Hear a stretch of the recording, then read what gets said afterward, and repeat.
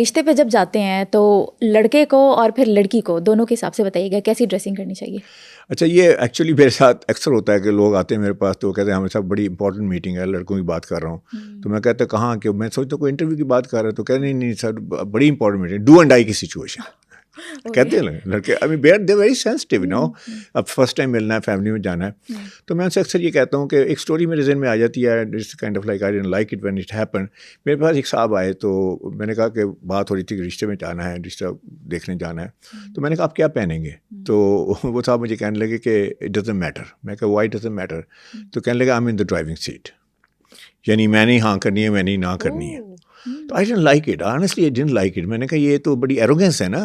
تو پھر میں نے بڑے نائس وے کہا، میں نے کہا let me tell you something, you know I heard you what you said, لیکن یو نو جہاں بھی جائیں نا رسپیکٹ شو کریں، رسپیکٹ شو کریں. اچھا رسپیکٹ شو کرنے کا طریقہ کیا ہے؟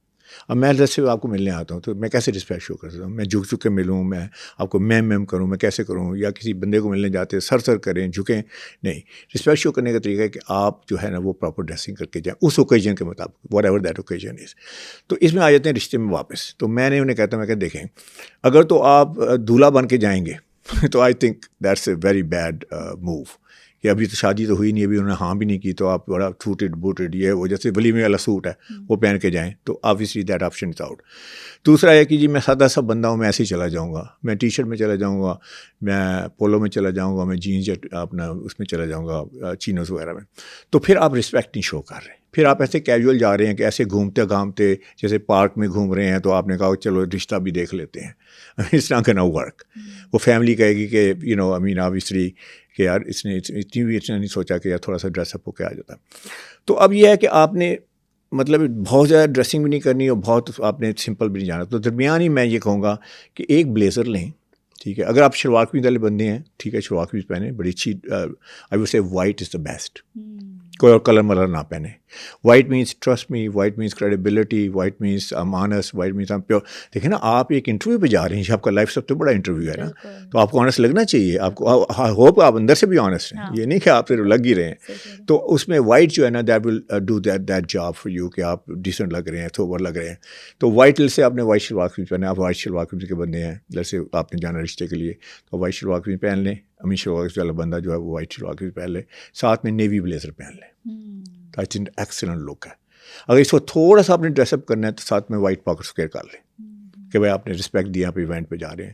ویسے میں کہوں گا پاکٹ اسکوئر کے بغیر ہی جائیں تو اچھا ہے. تو نائس اس کے ساتھ آپ پشاوری چپل پہن لیں یا لوفرز پہن لیں، تو دس از یور گریٹ لک. اس کے ساتھ کالر والی شرٹ ہوگی، لازمی بات ہے آپ نے کالر پہنا ہوا ہے، اپنا بلیزر پہنا ہوا ہے، تو آپ کی راؤنڈ جیسے کہتے ہیں بینڈ والی قمیض نہیں ہوگی. اگر آپ پینٹ شرٹ والے بندے ہیں تو میں کہوں گا پینٹ شرٹ پہنیں. وائٹ میں بھی پھر again you know preference white ہوگی، کیونکہ وائٹ پھر اگین شرٹ جو ہے وہ بتائے گی کہ آپ ٹرسٹ ورتھی ہیں، کریڈیبل ہیں.